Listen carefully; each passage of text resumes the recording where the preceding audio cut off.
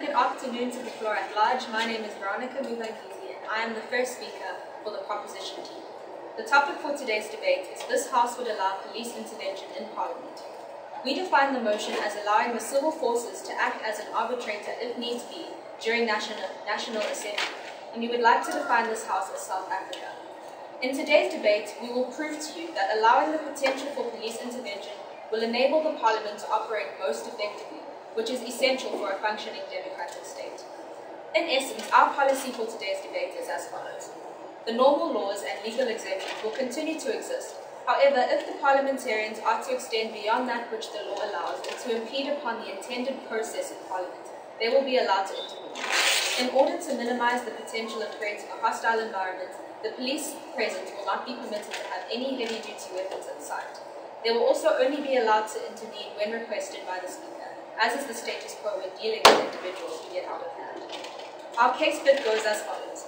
I will be discussing the nature of Parliament with two sub-issues of efficacy and precedent. Our second speaker, Anissa Valodia, will discuss safety and nature of police, and our third speaker, Michaela Rogers, will sum up and move up the case.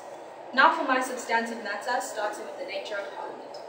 On a principle level, Parliament exists as a link between the public and the state.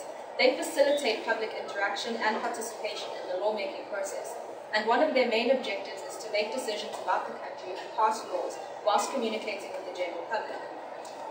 The power of the people is vested in Parliament. No, thank you. So it is an entity that must be as productive and effective as possible if we are to strive for a successful democracy. Parliament is therefore critical to the functioning of any democratic state, and it becomes essential that the Parliament is fulfilling its mandate. So naturally there needs to be an order in Parliament. The very fact that we allow parliamentarians certain legal exemptions to preserve their independence and dignity only further emphasizes the importance of Parliament. No, thank you.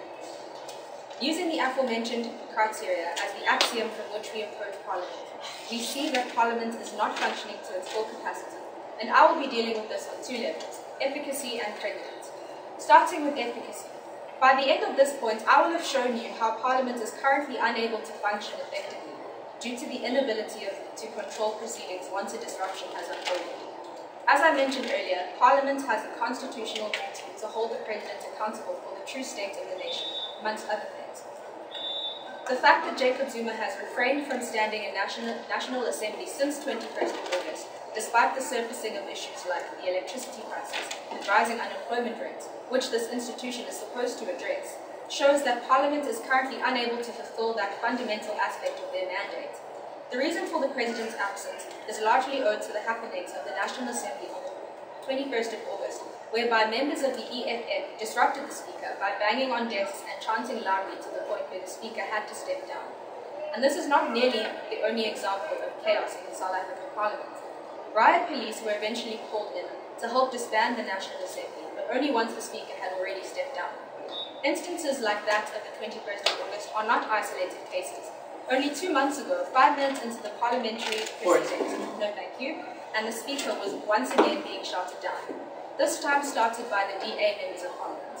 Although this incident was met by a letter of the ANC, the Speaker at the time, disregarding and refusing to acknowledge the opposition at all. A major attack on the democratic ideologies of Parliament. Another example of how uncontrolled chaos has been in an indictment on the functionality of our Parliament, our state, and ultimately our democracy. All of these acts are blatantly against the rules of Parliament, but they cannot be duly held accountable. I shall now move on to precedent. By the end of this point, I will have shown you how the nature of these disruptions devalue the respect for Parliament as a whole, which in turn negatively impacts Parliament's efficacy as well as propagates further instances of disruption. When escapades, no thank you, such as I just mentioned, unfold in Parliament, it not only hinders the efficacy of Parliament, but also tarnishes any respect that is had for the institution.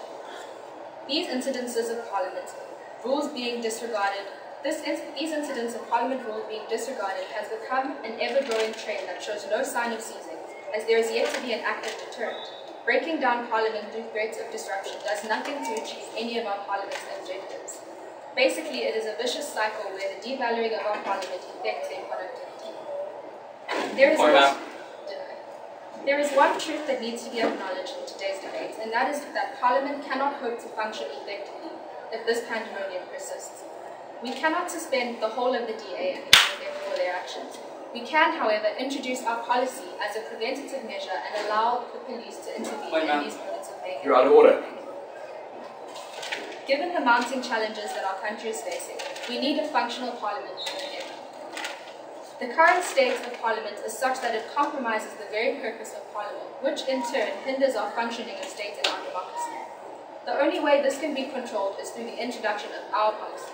So unless team opposition can show us why we do not value our parliament functioning effectively or offer a better solution, the motion can do nothing